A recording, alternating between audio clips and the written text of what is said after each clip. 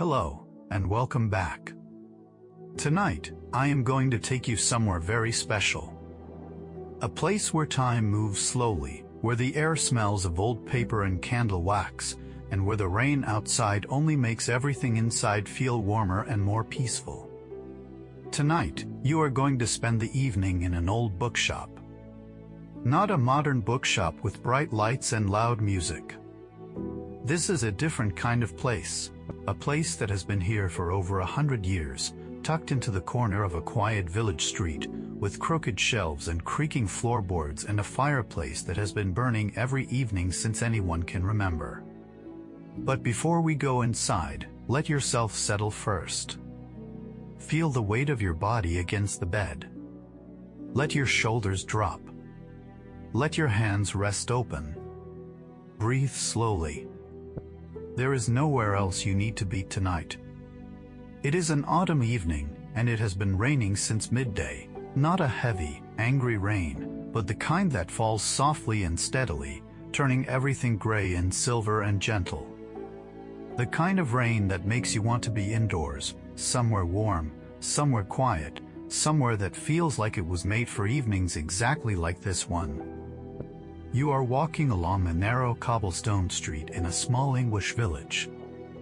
The street curves gently between rows of old stone cottages, each one with a slate roof and a front garden now dark and wet with rain. The cobblestones beneath your feet are slick and shining, reflecting the amber glow of the street lamps that stand at intervals along the pavement. Your umbrella keeps most of the rain off your shoulders, but a fine mist reaches your face, cool and soft and smelling of wet leaves and wood smoke. The village is quiet tonight. Most of the cottage windows are curtained, showing only thin lines of warm light at the edges. A cat sits on a windowsill behind glass, watching the rain with half-closed eyes. Somewhere nearby, you can hear water running along a stone gutter, a small steady stream that follows the slope of the street downhill toward the village green. The church at the top of the hill is barely visible through the rain, just a dark shape with a square tower, its clock face glowing faintly. It strikes 7 as you pass, 7 slow, clear notes that travel through the damp air and fade into the sound of the rain. The evening is young, but the darkness has come early, as it does in autumn, and the world feels hushed and drawn inward, as if everything has agreed to be still. Halfway down the street, between a stone cottage with a blue door and a small tea room that closed hours ago, you see it. The bookshop. You have been here before, though not recently, and each time you come, it feels as though you are finding it for the first time. The building is old, older than most of the cottages around it, built of dark stone that has turned almost black with age and rain. The front is narrow, with a single large window that bows outward slightly, the glass divided into small square panes by thin wooden frames. Behind the glass, a warm amber light glows, and you can see the shapes of books stacked on display, their spines facing outward, titles half-readable in the soft light. Above the window, a hand-painted wooden sign reads simply, in faded gold letters, "Books." A small brass bell hangs above the door, and beside the door frame, a chalkboard sign leans against the wall. On it, someone has written in careful white letters, "Open until late. Come in from the rain." The door itself is dark green, with a brass handle worn smooth by many hands over many years. You close your umbrella and shake the water from it gently, then lean it against the wall beside the chalkboard. You take a breath. The air here smells of wet stone and old wood and something warmer, something coming from inside, like cinnamon and paper and fire. You reach for the handle and push the door open. The brass bell above you gives a single, clear ring that hangs in the air for a moment before fading into the warmth beyond. You step inside, and the world changes. The rain becomes a muffled whisper behind you. The cold disappears. In its place, warmth wraps around you immediately, thick and gentle, like stepping into a room where someone has been keeping the fire going all day just for this moment. The light inside is amber and uneven, coming not from overhead fixtures but from lamps placed here and there throughout the shop, each one casting its own pool of golden warmth. The ceiling is low, with dark wooden beams running across it, and the floor beneath your feet is made of wide oak planks, worn smooth and slightly uneven, creaking softly as you shift your weight. The air is rich with the scent of old books, that particular blend of aged paper, dried leather, and dust that no other place in the world can replicate. You stand just inside the door for a moment, letting your eyes adjust. The shop is not large, but it feels deep, as though it extends further back than the building outside would suggest. Shelves line every wall, floor to ceiling, made of dark wood that matches the beams overhead. They are packed tight with books of every size and age. Tall hardcovers with faded cloth bindings lean against slim paperbacks with cracked spines. Leather-bound volumes with gold lettering stand beside dog-eared novels with coffee-stained covers. There is no obvious system of organization, no neat categories or alphabetical order. The books seem to have arranged themselves over the years, gathering in clusters and stacks that follow some logic known only to the shop itself. It is the kind of place where you do not search for a book. You let a book find you. In the center of the shop, a large wooden table stands on a worn carpet. The table is covered with more books, stacked in uneven piles, some open, some closed, some marked with slips of paper or old postcards used as bookmarks. A brass reading lamp sits at one end of the table, its shade tilted to cast light across the nearest stack. Around the table are 4 mismatched chairs, each one different in style and age but equally comfortable looking. One is a high-backed wooden chair with a curved seat. Another is a low armchair upholstered in faded red fabric. A third is a simple stool with a worn cushion tied to the top. And the fourth is a deep wingback chair in dark brown leather, cracked at the seams but still inviting, positioned closest to the fireplace. That chair seems to be waiting for someone. And there is a fireplace. Of course there is a fireplace. It sits against the wall to your right, built of dark stone, with a thick oak mantel above it and a grate full of burning logs inside. The fire is well established, past the crackling stage, now burning with a steady, deep warmth that reaches halfway across the room. The flames are low and orange, moving in slow, gentle waves across the surface of the logs. Above the mantel hangs a round mirror in a tarnished gold frame, reflecting the room in soft, distorted curves. On the mantel itself, a row of candles in brass holders burns with small, steady flames, and between them, a few small objects are arranged without pattern: a glass paperweight, a wooden bird, a small brass clock with Roman numerals and a face yellowed by time. The shop owner appears from somewhere among the shelves, moving quietly, as though he has always been part of the room. He is an older man, tall and thin, with wire-rimmed glasses and a cardigan the color of old moss. His hair is gray and slightly untidy, and his hands are long and careful, the hands of someone who has spent a lifetime handling things gently. He looks up at you with a warm, unhurried expression that holds no surprise, as if visitors on rainy evenings are the most natural thing in the world. "Good evening," he says, and his voice is soft, almost musical.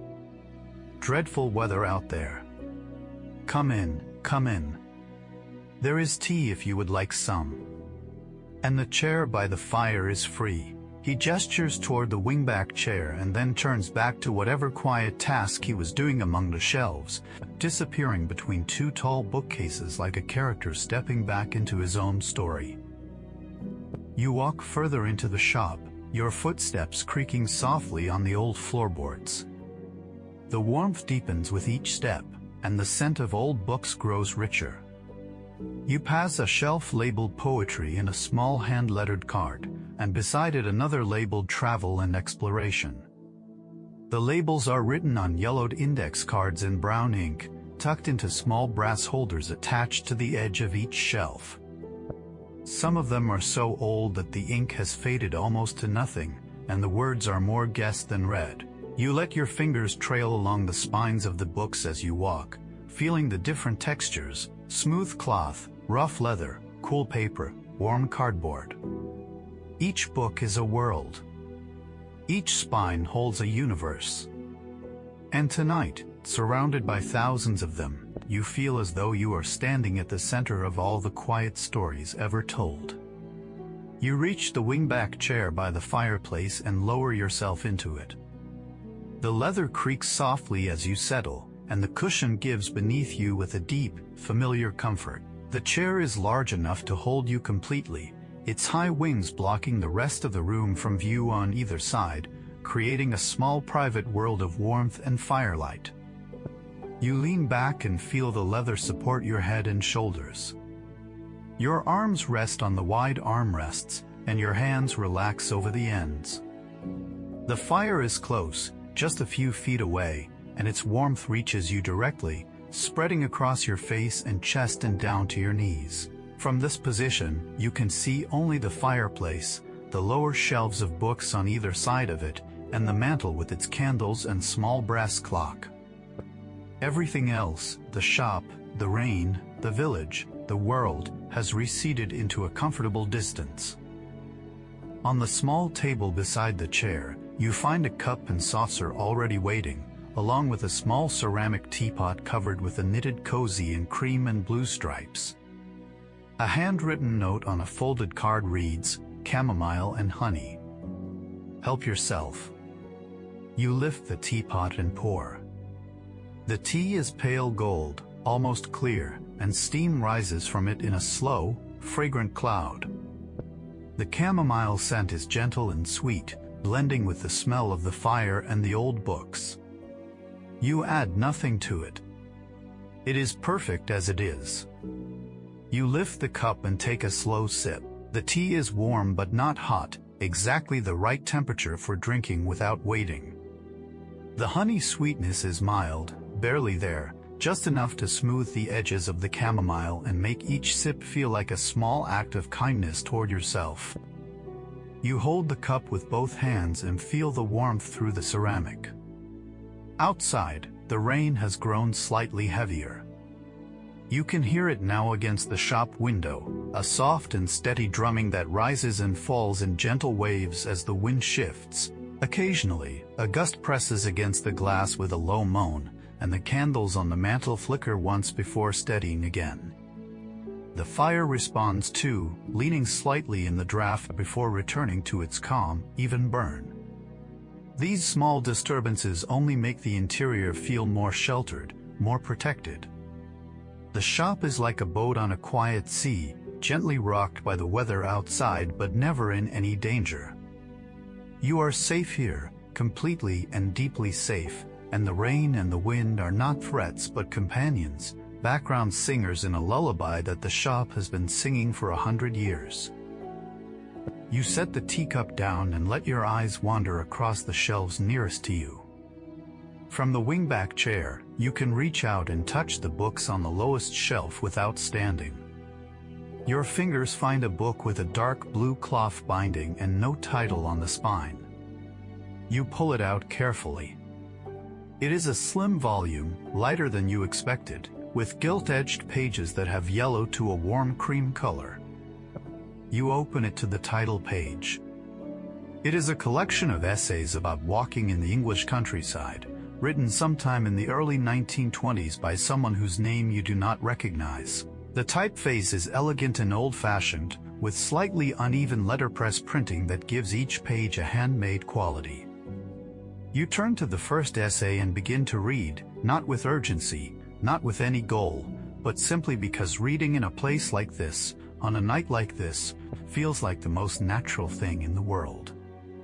The essay describes a walk taken on an autumn morning, across fields and through a small wood to a village on the far side of a valley. The writing is gentle and observant, noticing the way the light fell through the thinning leaves, the way the mud on the footpath held the imprint of a horse's shoe from the day before, the way the smoke from the village chimneys rose straight up in the still air. The sentences are long and unhurried, moving at the pace of the walk itself, and you find yourself slowing down to match them, your breathing becoming deeper, your eyes moving across the words without rushing. The fire crackles softly beside you. The rain patters against the window. Somewhere in the shop, a floorboard creaks as the building settles, and then everything is still again. You turn a page. The second essay describes a rainy afternoon spent in a country inn, waiting for the weather to clear. The author writes about the inn's main room, with its oak beams and stone floor and the fire burning in the large hearth. He describes the innkeeper's wife bringing a pot of tea and a plate of toast with butter, and the way the steam from the teapot caught the light from the window.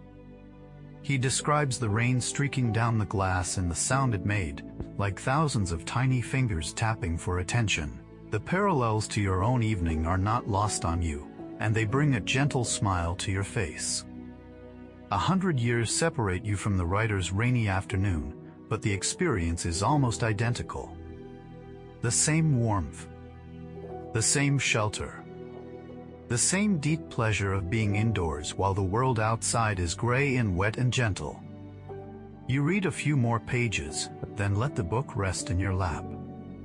The words have settled into you the way the tea settled, gently, without effort, becoming part of the warmth that surrounds you. Your eyes move to the fire.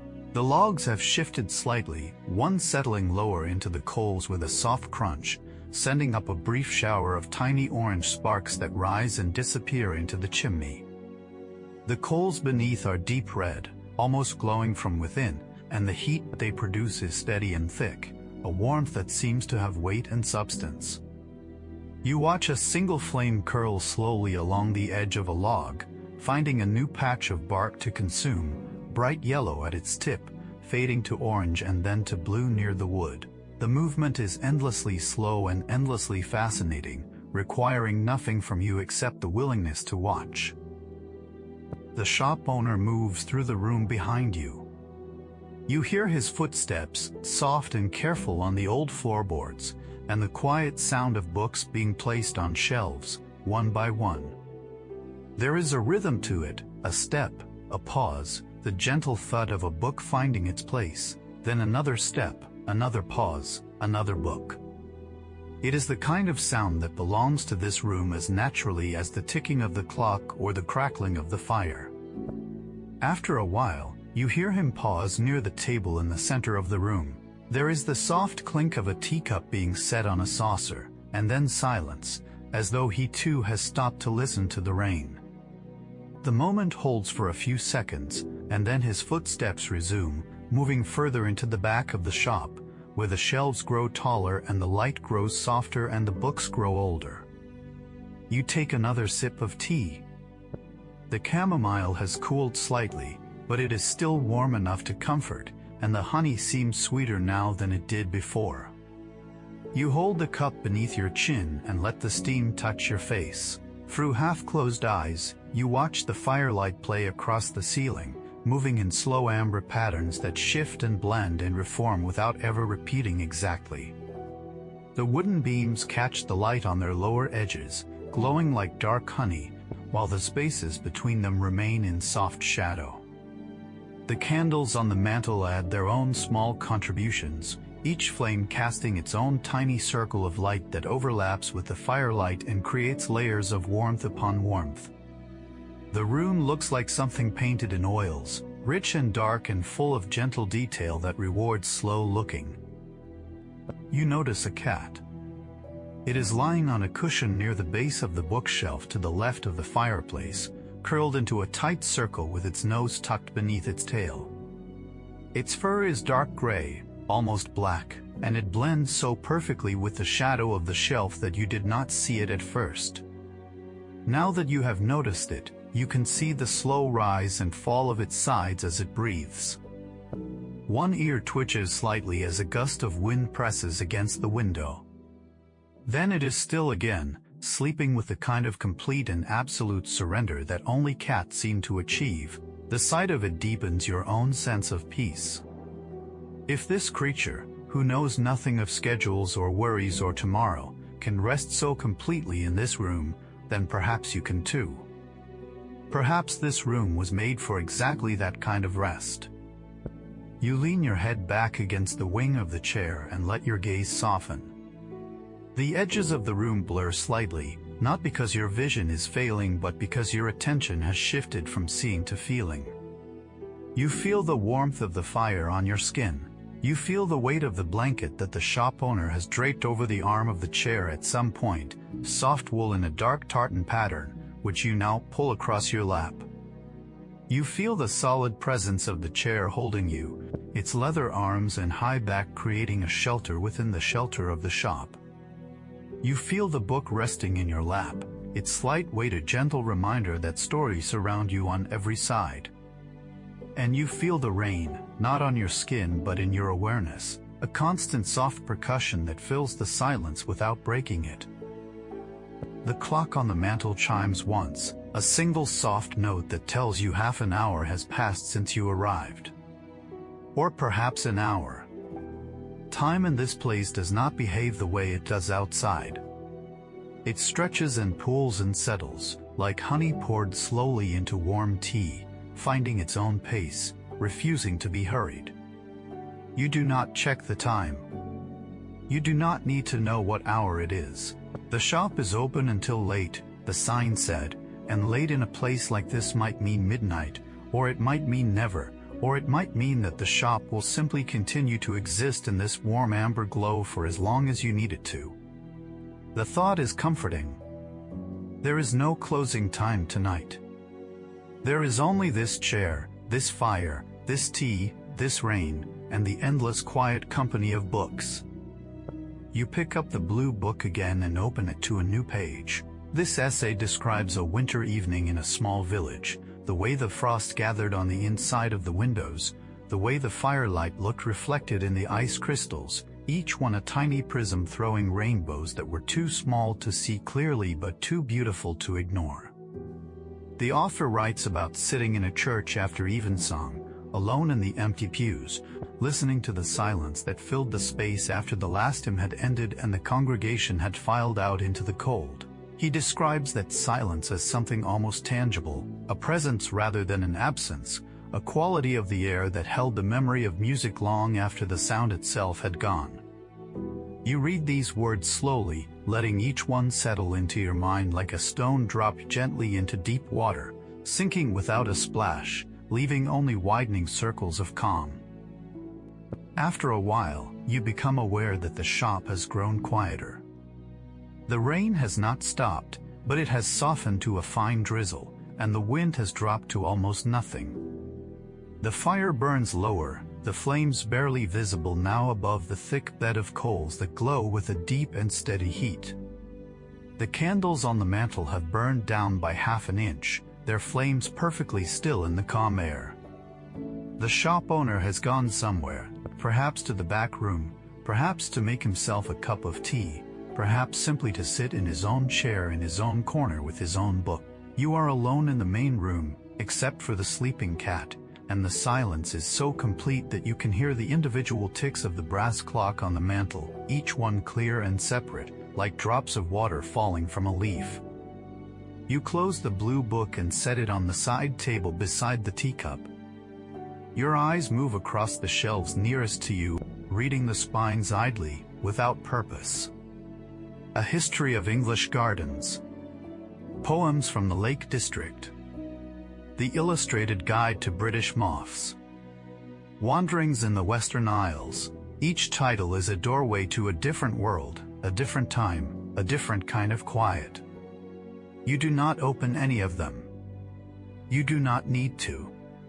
Tonight, it is enough simply to know that they are here, that these worlds exist, that someone took the time to write them down and someone else took the time to keep them safe on these shelves. The books do not demand to be read. They are patient. They have been waiting on these shelves for decades, and they will wait for decades more. Their patience is a kind of generosity that asks nothing in return. You reach for the teapot and pour the last cup. The tea is cooler now, barely warm, but still sweet with honey and gentle with chamomile. You drink it slowly, savoring each sip as though it might be the last good thing in the world, which of course it is not, because there are many good things still to come, but right now, this cup of tea is the one that matters. The ceramic is smooth against your lips. The liquid slides down your throat with a warmth that reaches your stomach and spreads outward, joining the warmth of the fire and the blanket and the chair until your entire body feels like a single continuous field of comfort. You set the empty cup down and fold your hands in your lap over the closed book. The fire glows. The rain whispers. The clock ticks. And you are still. The cat stretches. Without opening its eyes, it extends its front paws forward and arches its back slightly, claws appearing briefly from their sheaths and then retracting. It adjusts its position on the cushion, turning half a circle before settling again, this time with its chin resting on one paw and its tail curled loosely around its hind legs. The whole process takes no more than a few seconds, and then the cat is still again, breathing slowly, deeply asleep. You watch this small performance with quiet attention, the way you might watch a candle flame or a cloud drifting across a summer sky, not because it is important but because it is beautiful in its simplicity and its complete lack of self-consciousness. The cat knows nothing of being watched. It sleeps because sleeping is what this moment calls for. Perhaps it is right. The fire needs attention. You stand slowly, feeling the pleasant stiffness of having sat still for a long time, and walk the 2 steps to the hearth. A basket of logs sits beside the fireplace, and you select one, a thick piece of apple wood with rough bark and a faint sweet smell. You place it carefully on the coals, positioning it so that it rests against the remaining logs without smothering the airflow beneath. For a moment, nothing happens.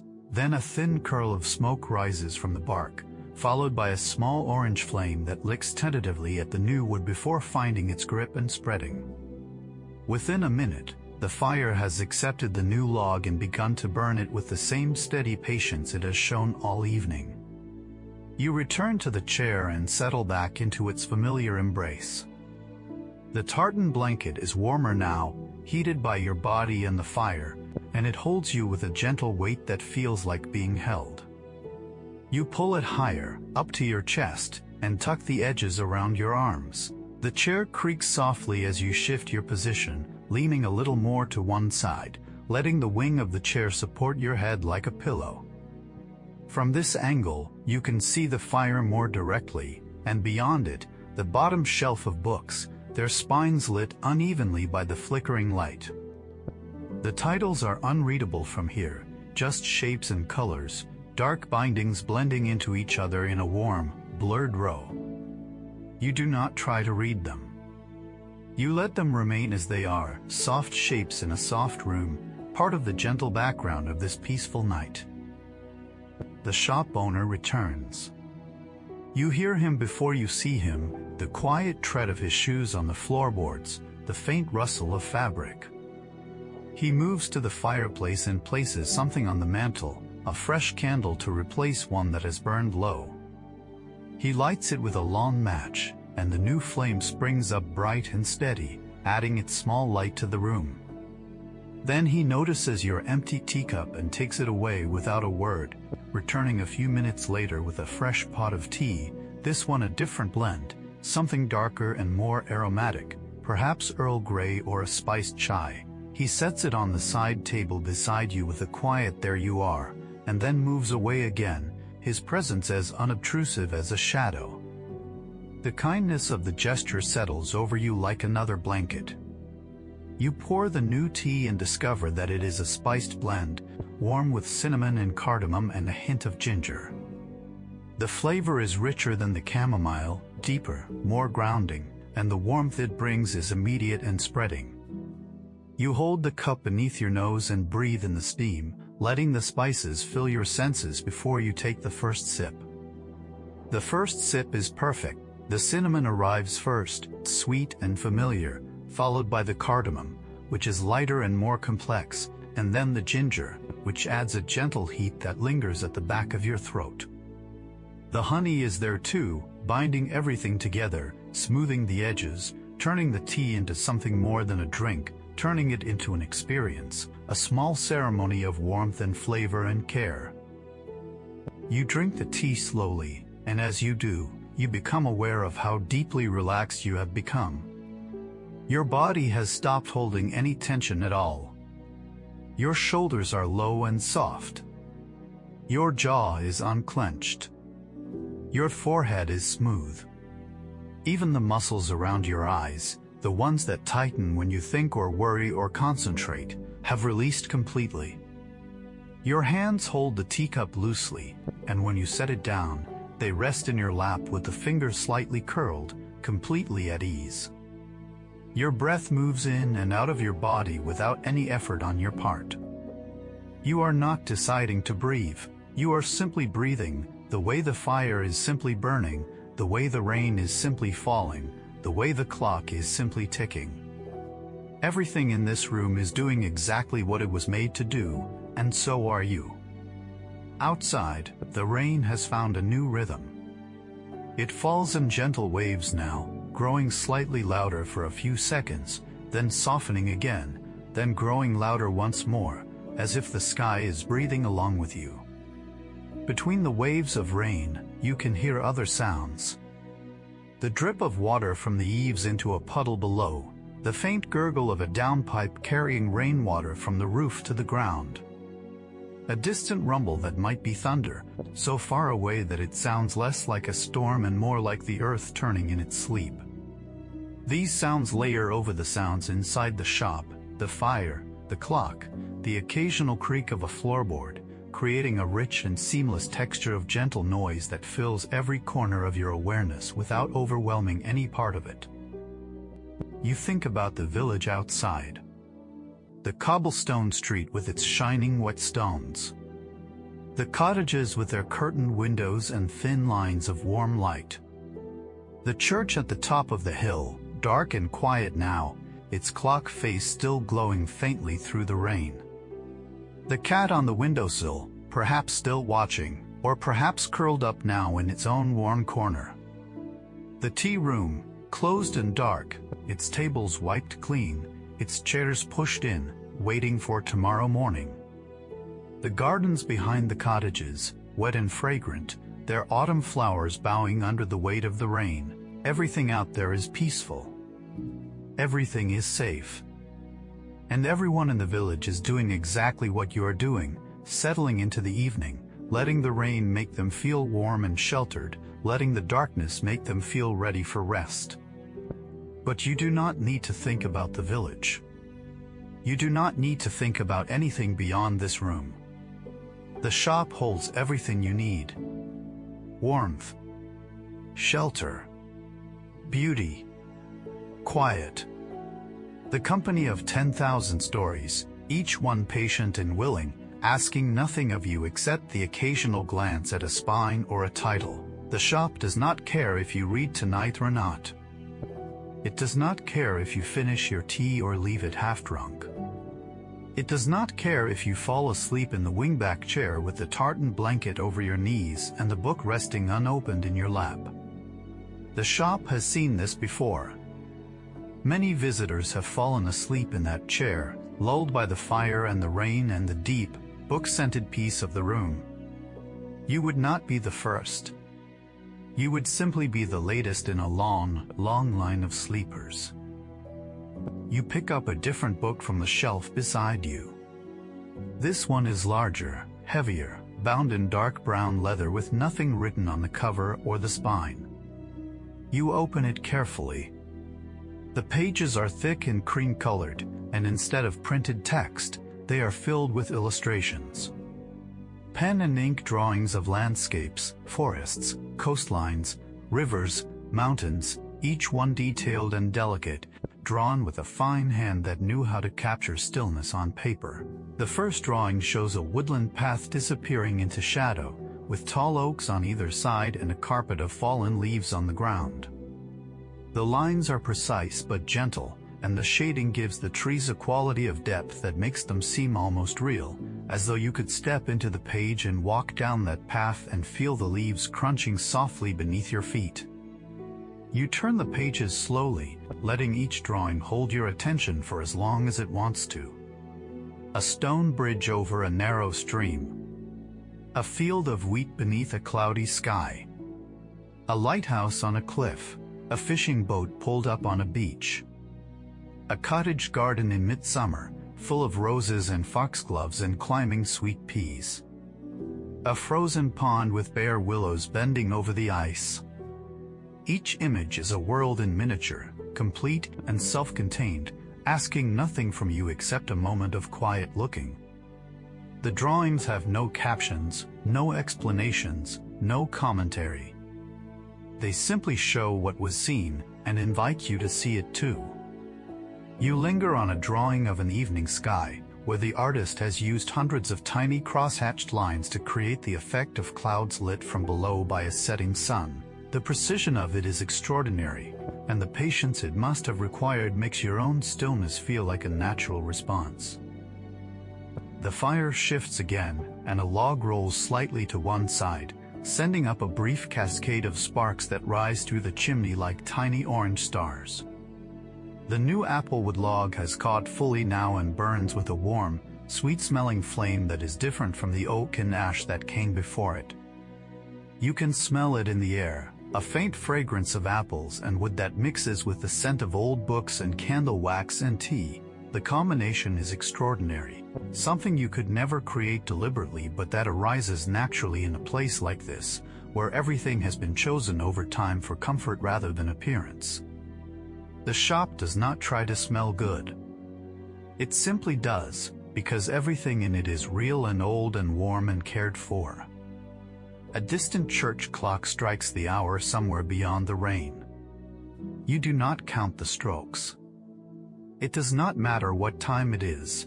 The strokes are simply part of the soundscape of the night, joining the rain and the fire and the ticking of the mantel clock in the ongoing symphony of quiet sounds that surrounds you. Each stroke is deep and resonant, traveling through the wet air with a kind of gravity that makes the silence between them feel deeper and more spacious. When the last stroke fades, the rain seems to fill the space it left behind, pouring in gently like water flowing into a hollowed stone. You breathe in time with the rain. In when it swells. Out when it softens. In. Out. In. Out. The rhythm is not yours. It belongs to the night. You are simply borrowing it. You close the book of drawings and set it on the arm of the chair. Your eyelids are heavy now, heavier than they have been all evening, and the idea of keeping them open feels like an effort that is no longer necessary. The room does not need you to watch it.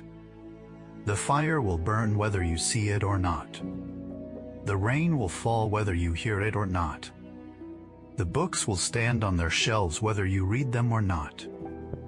Everything in this place is self-sustaining, self-sufficient, quietly going about the business of being warm and peaceful without any help from you. And that knowledge is perhaps the most restful thing of all, the understanding that you are not needed here, that you are simply welcome, that your only task is to rest. The cat opens one eye, looks at you, blinks slowly, and closes the eye again. In the language of cats, a slow blink is a sign of trust, a way of saying I feel safe with you. You receive the message without words, and something inside you softens in response. The last small knot of alertness, the one that stays wound tight even when the rest of you has relaxed, begins to loosen. It is the part of you that keeps watch, that listens for danger, that holds itself ready for whatever might come next. But nothing is coming next. Nothing needs to come next. The evening has given you everything it has, and all that remains is the gentle, inevitable slide from wakefulness into sleep. The cat knows this.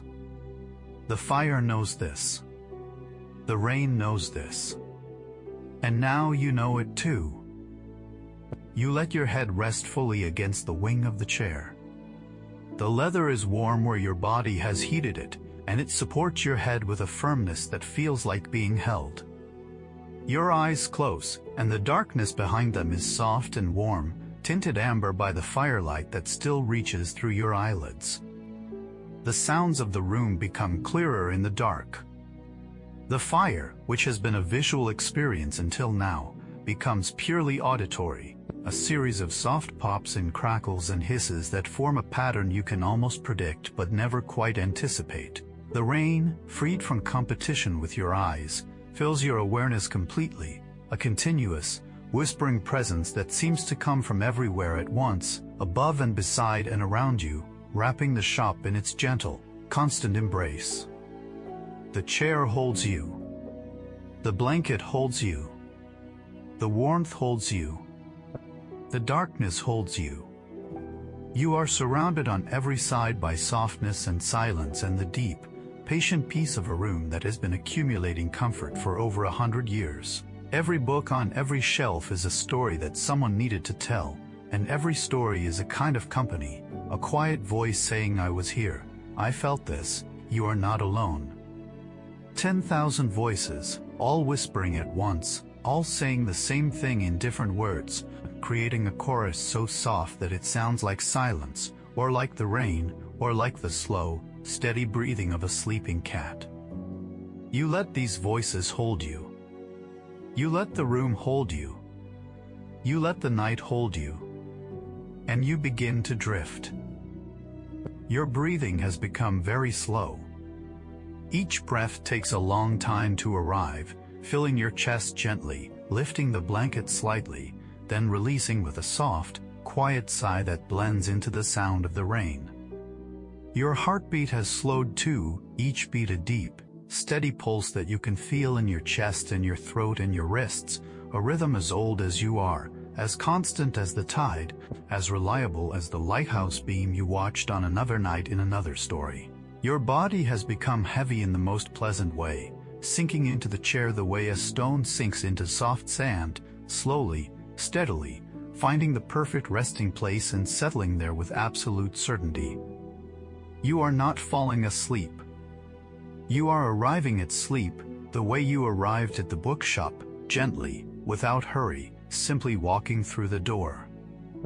The fire burns on. The apple wood has given way to a core of glowing coals that pulse with deep red light, steady and warm, asking nothing, offering everything. The candles on the mantel have burned lower still, their flames barely flickering, small and peaceful as the stars that are hidden tonight behind the clouds. The clock ticks, each tick a small bright point in the vast soft darkness, marking time in its own quiet way, not hurrying, not slowing, simply continuing as it has always continued, as it will continue long after this night has passed. The rain falls. The wind is still. The shop holds its warmth like a cupped hand holds a candle flame, carefully, gently, with infinite patience. Somewhere in the back of the shop, the owner has turned off his lamp and settled into his own chair. You cannot see him, but you can sense him there, another quiet presence in this quiet place, another person resting at the end of a long day. He does not need to close the shop. There are no other customers tonight. There is only you, and the cat, and the fire, and the books, and the rain. And that is enough. That is more than enough. That is everything. The shop will stay warm through the night. The door will stay closed against the weather. The books will stay on their shelves, keeping their stories safe until someone needs them. And you will stay here, in the wingback chair, with the tartan blanket over your knees, sleeping the way only someone who is truly at peace can sleep. The rain outside has softened to its gentlest possible state, barely more than a mist now, barely more than the memory of rain. It touches the windows with such lightness that the sound it makes is almost imaginary, a whisper of a whisper, the ghost of a lullaby. The fire has followed the rain into quietness, its coals glowing with a heat that requires no flame, no crackle, no sound at all, just a deep and constant warmth that will last for hours. The clock continues its measured ticking, but even that seems softer now, as if the clock itself is speaking more gently out of respect for your sleep. Everything in the room has turned its volume down, matching itself to the depth of your rest, conspiring to keep you exactly where you are. You are dreaming now, or beginning to dream, or hovering in that luminous space between waking and dreaming where everything feels possible and nothing feels urgent. The bookshop is still around you, or perhaps it has become something else, a library on a hilltop, a cabin by a lake, a room in a tower overlooking the sea. The details shift and blend, but the feeling remains the same, the warmth, the safety, the deep and gentle peace of being somewhere that was made for rest. The rain is still there, or something like rain, falling softly through whatever world you have drifted into, the most faithful companion of all, following you from wakefulness into sleep without ever losing its rhythm. The books on the shelves hold their silence. The cat on the cushion holds its warmth. The fire in the hearth holds its glow. The shop holds its centuries of accumulated peace. And you hold nothing at all. Your hands are open. Your mind is open. Your heart is open. Everything you were carrying when you walked through the green door on the cobblestone street has been set down, gently, quietly, without ceremony, left on the old oak floor like an umbrella left beside a door, no longer needed, no longer heavy, no longer yours to carry through the dark. You are lighter now than you have been all day, all week, perhaps longer. And that lightness is what sleep is made of. The night moves on outside. The rain stops, starts again, stops once more. The clouds thin in places, and for a brief moment, moonlight falls through the shop window, casting a pale rectangle of silver on the floor before the clouds close again and the amber firelight reclaims the room. A fox passes through the village street, its paws silent on the wet cobblestones, pausing briefly outside the bookshop window before moving on into the darkness. An owl calls from the church tower, two lone notes that carry across the rooftops and settle into the night. The village sleeps. The world sleeps, and inside the bookshop, in the wingback chair by the fire, you sleep too, as deeply and as peacefully as you have ever slept. The hours pass like pages turning in a book. Each one is the same length, but each one feels different, colored by the changing quality of the light and the sound and the silence. The fire dims to a soft orange glow.